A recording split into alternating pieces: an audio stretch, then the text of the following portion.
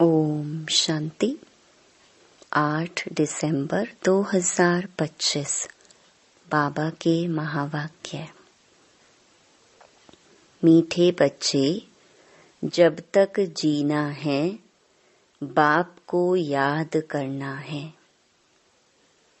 याद से ही आयु बढ़ेगी। पढ़ाई का तंत्र सार ही है याद। प्रश्न, तुम बच्चों का अतीन्द्रिय सुख गाया हुआ है, क्यों? उत्तर, क्योंकि तुम सदा ही बाबा की याद में खुशियां मनाते हो। अभी तुम्हारी सदा ही क्रिसमस है। तुम्हें भगवान पढ़ाते हैं, इससे बड़ी खुशी और क्या होगी। यह रोज की खुशी है, इसीलिए तुम्हारा ही अतीन्द्रिय सुख गाया हुआ है। गीत, नयनहीन को राह दिखाओ प्रभु। ओम शांति। ज्ञान का तीसरा नेत्र देने वाला रूहानी बाप रूहानी बच्चों को समझाते हैं। ज्ञान का तीसरा नेत्र सिवाय बाप के कोई दे नहीं सकता। तो अभी बच्चों को ज्ञान का नेत्र मिला है।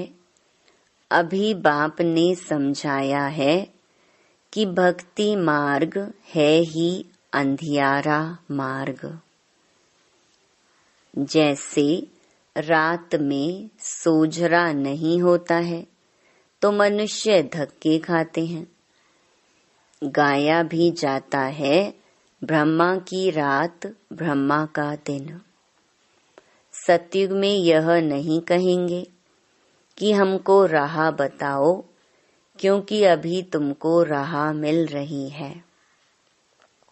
बाप आकर के मुक्ति धाम और जीवन मुक्ति धाम की राह बता रहे हैं। अभी तुम पुरुषार्थ कर रहे हो। अभी जानते हो कि बाकी थोड़ा समय है। दुनिया तो बदलने वाली है। यह तो गीत भी बने हुए हैं। दुनिया बदलने वाली है। परंतु मनुष्य बेचारे जानते नहीं हैं कि दुनिया कब बदलनी है, कैसे बदलनी है। कौन बदलाते हैं? क्योंकि तीसरा नेत्र तो ज्ञान का है नहीं। अभी तुम बच्चों को यह तीसरा नेत्र मिला है, जिससे तुम इस सृष्टि चक्र के आदि मध्य अंत को जान गए हो। और यही तुम्हारी बुद्धि में ज्ञान की स्क्रीन है। जैसे थोड़ी सी स्क्रीन बहुत मीठी होती है, वैसे यह ज्ञान के 2 अक्षर मन मना भव, यही सबसे मीठी चीज है। बस बाप को याद करो। बाप आते हैं और आकर के रास्ता बताते हैं। कहाँ का रास्ता बताते हैं? शांति धाम और सुख धाम का। तो बच्चों को खुशी होती है। दुनिया नहीं जानती है कि खुशियाँ कब मनाई जाती हैं। खुशियाँ तो नई दुनिया में मनाई जाएंगी ना। यह तो बिल्कुल कॉमन बात है कि पुरानी दुनिया में खुशियाँ कहाँ से आईं। पुरानी दुनिया में मनुष्य त्राही त्राही कर रहे हैं, क्योंकि तमो प्रधान है। तमो प्रधान दुनिया में खुशी कहाँ से आई? सतयुग का ज्ञान तो कोई में भी नहीं है। इसीलिए बेचारे यहाँ खुशियाँ मनाते रहते हैं। देखो क्रिसमस की खुशियाँ भी कितनी मनाते हैं।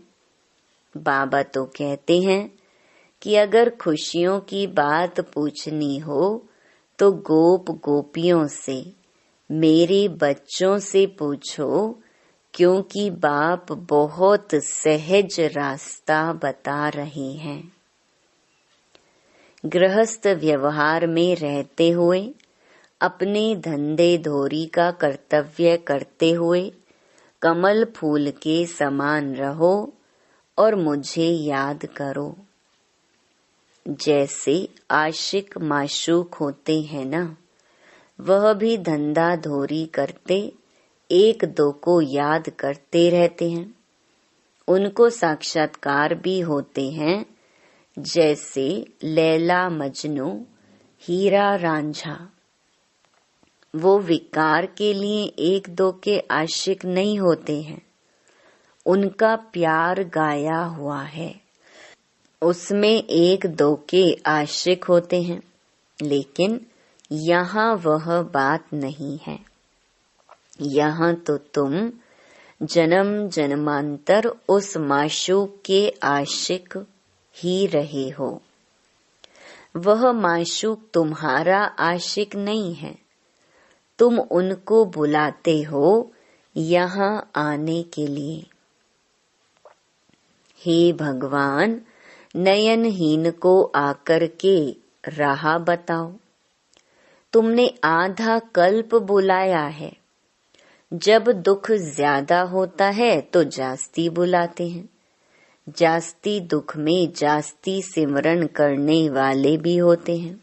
देखो अभी कितने याद करने वाले ढेर के ढेर हैं। गाया हुआ है ना, दुख में सिमरन सब करें, सुख में करे न कोई। जितना देरी होती जाती है उतना तमो प्रधान ज्यादा होते जाते हैं। तो तुम चढ़ रहे हो, वह और ही उतर रहे हैं। क्योंकि जब तक विनाश हो तब तक तमो प्रधानता वृद्धि को पाती रहती है। दिन प्रतिदिन माया भी तमो प्रधान वृद्धि को पाती जाती है। इस समय बाप भी सर्वशक्तिमान है, तो माया भी फिर सर्वशक्तिमान इस समय में है। वह भी जबरदस्त है। तुम बच्चे इस समय ब्रह्मा मुख वंशावली ब्राह्मण कुल भूषण हो। तुम्हारा है सर्वोत्तम कुल। इसको कहा जाता है ऊंच ते ऊंच कुल। इस समय तुम्हारा यह जीवन अमूल्य है। इसीलिए इस जीवन की, शरीर की संभाल भी करनी चाहिए। क्योंकि 5 विकारों के कारण शरीर की भी आयु तो कमती होती जाती है ना। तो बाबा कहते हैं इस समय 5 विकारों को छोड़कर योग में रहो तो आयु बढ़ती रहेगी। आयु बढ़ते बढ़ते भविष्य में तुम्हारी आयु 150 वर्ष की हो जाएगी। अभी नहीं। इसीलिए बाप कहते हैं कि इस शरीर की भी बहुत संभाल रखनी चाहिए। नहीं तो कहते हैं यह शरीर काम का नहीं है, मिट्टी का पुतला है। अभी तुम बच्चों को समझ मिलती है कि जब तक जीना है बाबा को याद करना है। आत्मा बाबा को याद करती है, क्यों? वर्षे के लिए। बाप कहते हैं तुम अपने को आत्मा समझकर बाप को याद करो और दैवी गुण धारण करो, तो तुम फिर ऐसे बन जाएंगे। तो बच्चों को पढ़ाई अच्छी तरह पढ़नी चाहिए। पढ़ाई में सुस्ती आदि नहीं करनी चाहिए। नहीं तो नापास हो जाएंगे, बहुत कम पद पाएंगे। पढ़ाई में भी मुख्य बात यह है, जिसको तंत कहा जाता है, कि बाप को याद करो।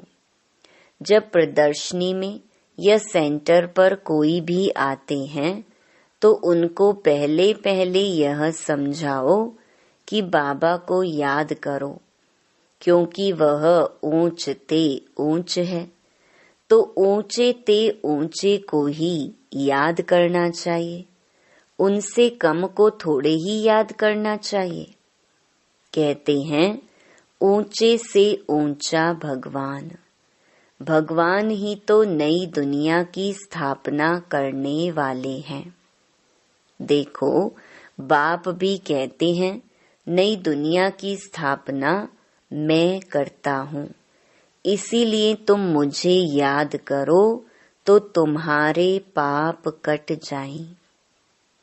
तो यह पक्का याद कर लो, क्योंकि बाप पतित पावन है ना। वह यही कहते हैं कि जब तुम मुझे पतित पावन कहते हो तो तुम तमो प्रधान हो, बहुत पतित हो, अभी तुम पावन बनो। बाप आकर के बच्चों को समझाते हैं कि तुम्हारे अभी सुख के दिन आने वाले हैं, दुख के दिन पूरे हुए हैं। पुकारते भी हो, हे दुख हरता सुख दाता। तो जानते हो ना कि बरोबर सतयुग में सब सुखी ही सुखी हैं। तो बाप बच्चों को कहते हैं कि सभी शांति धाम और सुख धाम को याद करते रहो। यह है संगम युग, खिवैया तुमको पार ले जाते हैं। बाकी इसमें कोई खिवैया व नैया की बात है नहीं। यह तो महिमा कर देते हैं कि नैया को पार लगाओ। अब एक की नैया तो पार नहीं लगनी है ना, सारे दुनिया की नैया को पार लगाना है। यह सारी दुनिया जैसे एक बहुत बड़ा जहाज है, इनको पार लगाते हैं तो तुम बच्चों को बहुत खुशी मनानी चाहिए, क्योंकि तुम्हारे लिए सदैव खुशी है, सदैव क्रिसमस है। जब से तुम बच्चों को बाप मिला है, तुम्हारी क्रिसमस सदैव है। इसीलिए अतीन्द्रिय सुख गाया हुआ है। देखो, यह सदैव खुश रहते हैं। क्यों?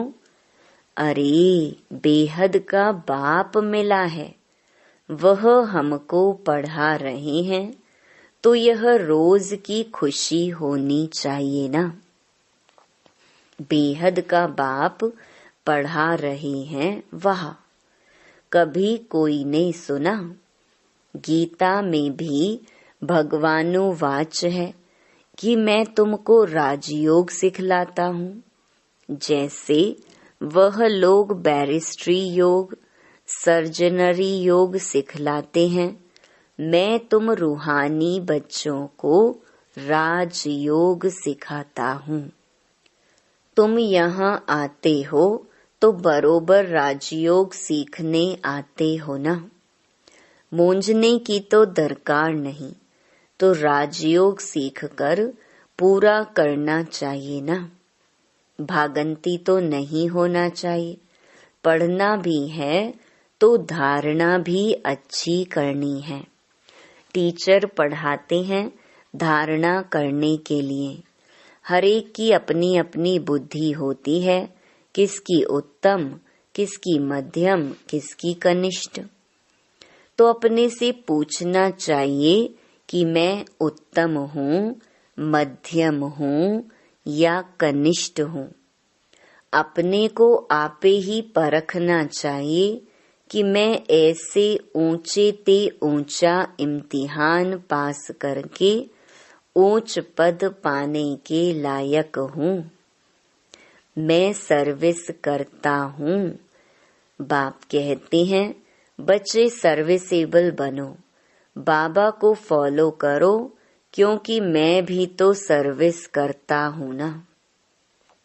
आया ही हूँ सर्विस करने के लिए और रोज रोज सर्विस करता हूँ, क्योंकि रथ भी तो लिया है ना। रथ भी मजबूत है, अच्छा है, और सर्विस तो इनकी सदैव है। बाप दादा तो इनके रथ में सदैव हैं। भले इनका शरीर बीमार पड़ जाए, मैं तो बैठा हूँ ना, तो मैं इनके अंदर में बैठ करके लिखता भी हूँ। अगर यह मुख से नहीं भी बोल सके तो मैं लिख सकता हूँ। मुरली नहीं मिस होती है। जब तक बैठ सकें, लिख सकें, तो मैं मुरली भी बजाता हूँ। बच्चों को लिख करके भेज देता हूँ, क्योंकि सर्विसेबल हूँ ना।